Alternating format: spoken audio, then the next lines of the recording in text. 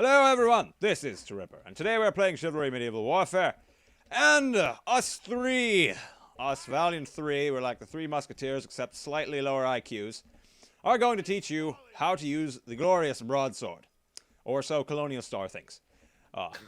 We have ColonialStar here, as well as my good friend Wizard. Say hello. Hello. Bye. Yes, you're both fabulous and you know it. So, Okay. Broadsword's better. we're, yeah, we're gonna talk about that. We're gonna talk about it. We're gonna talk. But I'm also gonna kill you. For your infidelity.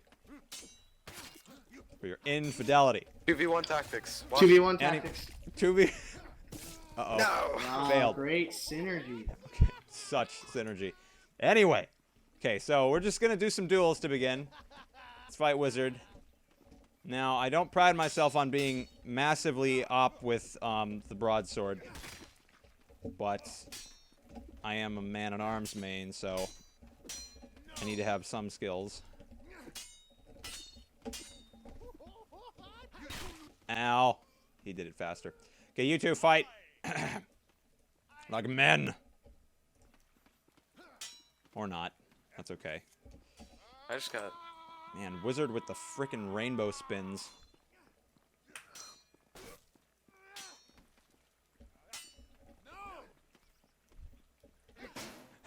That moment. Oh, God. Okay. Yeah, we're gonna teach you guys how to do those. Those are insanely effective. Obviously, Wizard is winning because he's the knight and he has more health. Hey, you guys have Knight's OP. dodges.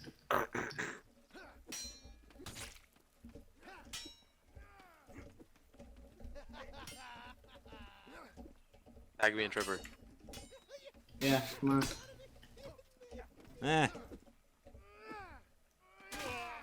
Oh. Ow. Fuck. Almost had him, too. Alright, you guys do one more. And then we'll Okay. get into the meat of it. And now, Wizard is a knight because knight is the other class that you can use a broadsword with, and we're going to teach you all the facets of this glorious weapon. However, the speeds and whatnot is the same between classes. There are just a couple tactical changes you want to make when using them. Colonial, they need to spin more. I'm... like, it's not reliable enough to spin. Well, tell that to Wizard. Well, I mean, he's a knight. It doesn't matter if he gets hit. Oh, fie. Yeah, that's true. Okay, so those were your introductory duels. Now we're going to teach you everything we did. So, one of the first things, I don't think any of us actually did it, because you kind of grow out of doing them eventually, but they're still very, very useful, are Z-stabs. And this weapon's very good with it because it is slower than the Norse sword, but it's still very, very effective. And it's So- longer, right?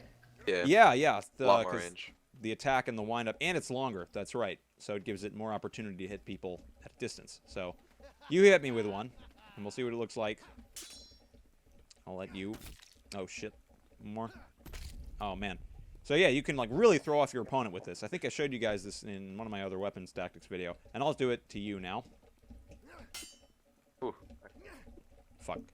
It is partial to missing from time to time, if you do it to such an extreme degree.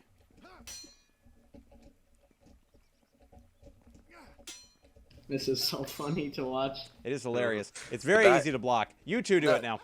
There's one trick, though. When you Yeah. Z-stab someone, you don't want to start your fake right near them. Because if your tracer of your weapon goes through the opponent, and then you hit them on the other side, but say they're facing this way and they parry, they'll get a back parry. Just because your Okay. tracer's going through their weapon. So Okay. if you want to start your fake, start out here and then go in. Instead Okay. of like, Let me try like that. make your weapon go through and wind up. Let me try that. Yeah, like that. Pretend you don't know what I'm doing. Well, you exaggerate it more. Yeah, there you go. Oh, there we go. Okay. Thank you, Wizard. Defeated. Defeated. Alright, Wizard, I'm gonna do it to you. Okay. I can just crouch and it doesn't work. Huh. That makes sense, yeah. Because when you're crouching, you're a much smaller target. So yeah, to deal with the Z-stab, you can basically... Ooh! You can still be gotten. If you do it to such a degree, such a massive degree of Zing, that you basically get around the opponent, then it is pretty easy to hit. But it is kind of a difficult maneuver to actually land with. Yes. Unless you're in like a big battle where you can kind of get the opponent while he's Yeah, it would be more effective if you used it in like a Team team objective or something, because Yeah. they can't focus as much on only you. Right. So another kind of stab, very, very useful as a finisher or just anything really, are the jump stabs. And they can be used with really any weapon, but the one-handed weapons are the best to do it with because they're the fastest with stabs. And you can just get it right on in there. And it's easy to curve around a block because the opponent can't block that high up unless they are like backtracking at the same time.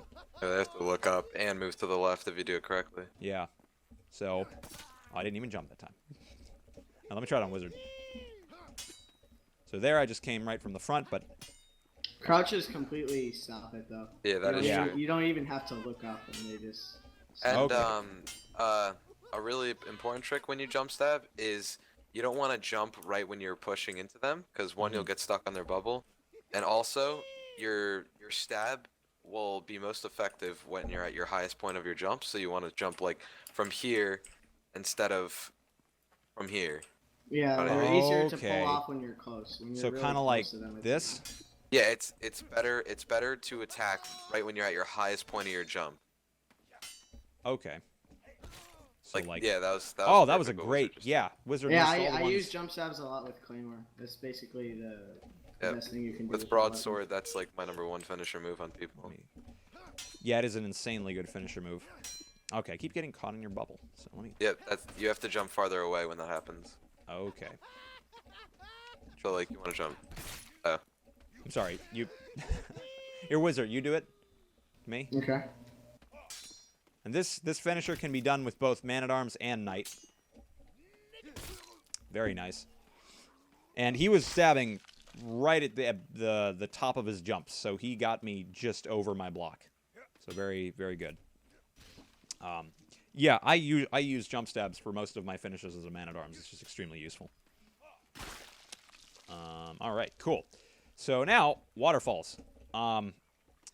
Colonial is the master at these, so I'll let him demonstrate them against me first.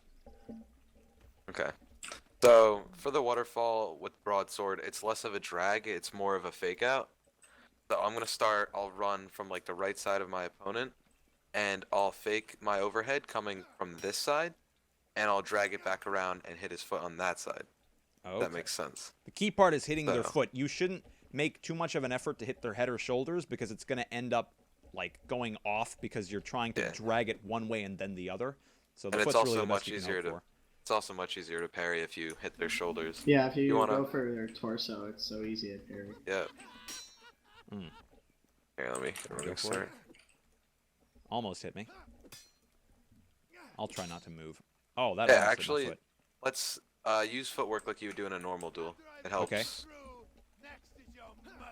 Oh, damn. I didn't even. My head there. Hold on. Or you can even do alts, which are sometimes more effective. It goes to my Landed one feet there. again. Okay. Okay, yeah. So you can see what he's doing. He's starting it Yeah. at his left shoulder and then coming around. Yeah, that was perfect. But if you overshoot it, it just Yeah. basically completely fails. So Yeah, you have to like time it really well. Yeah. It's These a are very more advanced advanced tactic that Yeah. I can't even land half the time. Yeah, it's But- pretty advanced. I mean, if you throw it out of nowhere, it will definitely hit people. Colonial actually made a tactics video on his channel about the waterfall, and I implore all of you to watch it. I'll probably post it in the description. And it's a great vid. Yep. Let me try it just one more time. Ooh, almost hit your foot there. I just want to let me land one.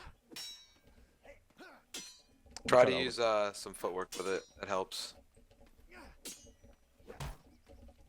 Yeah, Wizard, you do it. Okay, you try it. Okay, so he's kind of he's starting by walking in the direction he's faking with. Yeah, Yeah, exactly. that blocked directly on his foot. Very good. Like right now, if I was moving around like in a duel, I may just go to the right as he's doing the waterfall, and then it would hit me. So it's like Go in the path of it, right? yeah. Okay, so the waterfall, it's a bit advanced. Even we can't do it that well. But all of these tactics should be utilized in team modes, especially. I yeah, just want for to sure. point out again that also crouching, fucking crouching, that also makes it kind of worse, as it does with many other tactics. Yep. Crouching is like the bane of everything. One-handers. Yeah, because one-handers rely a lot on kind of making your opponent block in a certain way, but if you're crouching, you become less of a target anyway, so there's less of you to block for yourself. The only way to counter crouching, a crouch barrier, I'll call them, is against theirs, because a knight crouching, looking backwards and parrying, you can use your foot speed really well. You could practically run circles around them. Yeah, you can probably do a C-stab really easily if they're crouching a lot. Yep, and even if you don't do a Z-stab, you could just do like you drag the stab in to their side. We went over this in the dragging tactics. Instead of faking out the stab, you just go right around to their back. Righto. Give me 1 second. You guys fight each other. One duel. Okay. Just use the stuff. Alright. Just learned.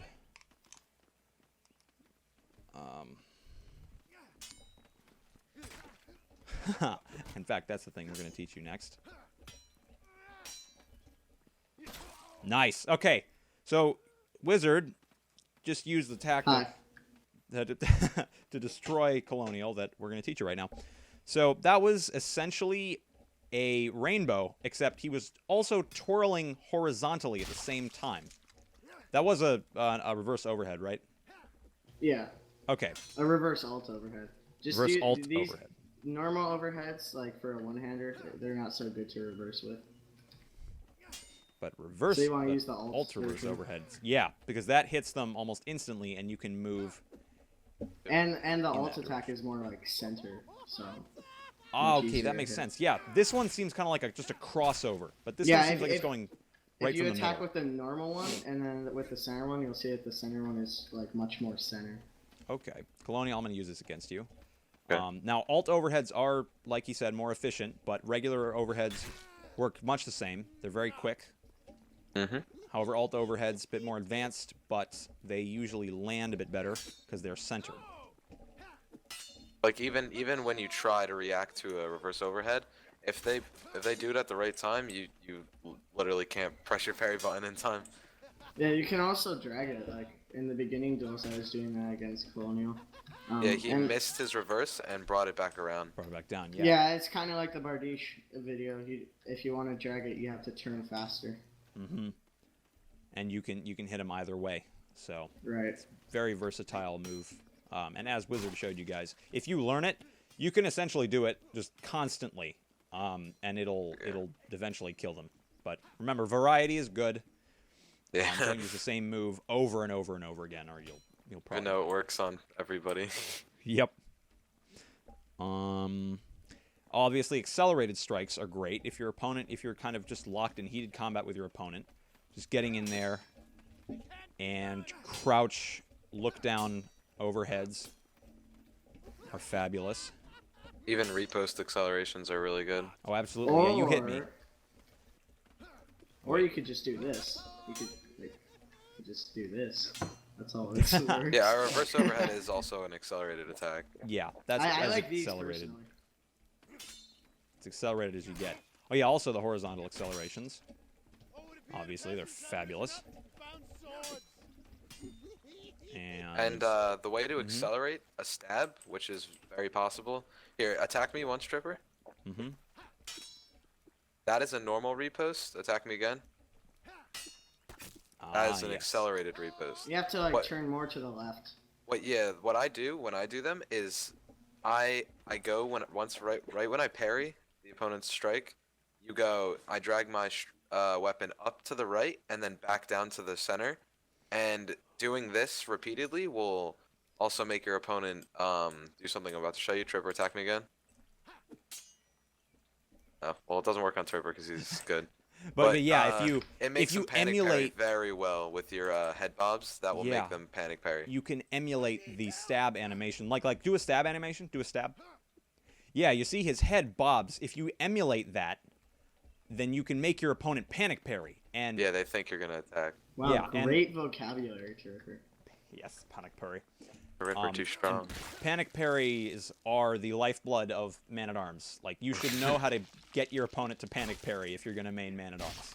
Like, Yep, it and is how you survive. You should definitely practice not panic parrying because that's Yes, one of the most important things in the game. absolutely. So, definitely panic parrying is a huge thing with Broadsword or any other weapon. And just a final side note sort of thing is, as you saw, we really didn't LMB that much. We didn't really side swing that much. If you're not going to do these spins, then just regular LMBs are kind of silly because accelerated stab drags are much better. Or just jump stabs, or these things, because they're much, much faster. So regular LMBs, they're just kind of silly. Except, of course, in the case of spins. So just a simple side note. And that's all the major tactics. Any other side notes you guys want to mention? You're bad. I know. The broadsword compared to Norse is a huge thing. Mm-hmm. And Yeah, because Norse is better. I personally like the broadsword much more. I can personally be... like the Norse more because you can do everything that Colonial did. Okay, guys. It Let me can be a finish. personal thing. Most of the time it is. Like, Colonial is good with the broadsword. He has beaten me with the broadsword in duels. He's a very, very good man. Well, it's not like it's bad. It's just compared to the Norse, like It's- Norse Well, is better. it's is a- strengths and weaknesses. Well, in a TO scrim for competitive, I find myself using the broadsword because it has that range. You can be here and stab your opponent instead of being right next to them, and that actually is a huge thing in this game. You're a lunge stab with the broadsword. That means you sprint and you stab, is longer than the spear just standing still stabbing. Mm-hmm. It's a very And good point. That's very long. Yeah. However, on the flip side, I'm in the Norse camp, but I'm open to both. I used to main broadsword, and then I just kind of realized the Norse more fits my playstyle. In the Norse camp, the Norse owns speed. I think it's the fastest no, not the fastest one-handed. That's stupid. I think it's the fastest one-handed sword. No, of course not. It's just fast. It's faster than the broadsword, but slightly shorter. Only slightly faster, honestly, as well. So it really depends. I find I like the Norse better in 1v1s. I actually sometimes do better with the broadsword in team objective. So it's really usually a personal thing. However, like Wizard said, the Norse has a lot bigger presence in the competitive scene. As Sure. it's I'm like viewed. the only man-at-arms who uses it. He really is. He's the only man-at-arms I've seen at his. Anomaly rank that uses it. Does Anomaly use it? Huh. Yeah, Anomaly uses it. Didn't notice that. So I guess it is really a personal preference thing, I suppose. But more people do use the Norse, from my experience. So take that as you will. Find what works best with your playstyle. I find that a really aggressive, like panic parry heavy man-at-arms will work better with a Norse, but a man-at-arms that likes kind of keeping his distance a little bit and specializing in from a distance. Yeah, like I Broad play could very be as defensive over like an aggressive man-at-arms who dodges. I try to limit dodging as much as possible, and I'm more about playing like the Z-stab game and not so much the like speed game as the Norse's. Yeah, Like, that makes sense. The broadsword could be like on level with Norse. It just requires more advanced tactics. Like Norse is more noob friendly. You know what? Just for this argument, I hope you kill me, because I want to switch classes. I'm gonna go Norse too. Yeah, I want to go Norse. Screw this weapon. Oh fuck. Okay. I don't like this weapon. Yeah, Wizards Broadsword used is to Norse. love. Broadsword is life. Oh my gosh. I'm gonna duel Colonial once or twice with the Norse. Just try to give you guys an idea. Oh, if you guys didn't notice, I got the Wolfric skin because I like throwing money at Torn Banner, like everyone else. They need some of it to work on their game. Yeah. All right. So, as you see, the riposts are obviously slightly faster. Yeah. And being an aggressive man-at-arms, I can't do anything without dodging. Well, I thought that skin was for the broadsword. Nope. Whoops. Thank the gods it's not. Because we all know, Norse sword is best sword. Ooh, right Matrix. there is one of the reasons why Norse is better in dueling. Yeah, it just has that really fast, like, wind up and push in time. Like, it's... I find that I can't matrix as well with the broadsword because, it just doesn't have the speed that I need to, like, push them after they push with, like, a stab or something. Oh, man, you hit me with those panic parries, man. That's my job. I don't know the turkeys. Like, I'm pretty MLG. He is pretty fucking MLG. Goddamn Wizard. That strike is so fast. Yeah. Wizard's gonna join phase, guys. Just wait for it. Whoa, who says I'm not already in phase?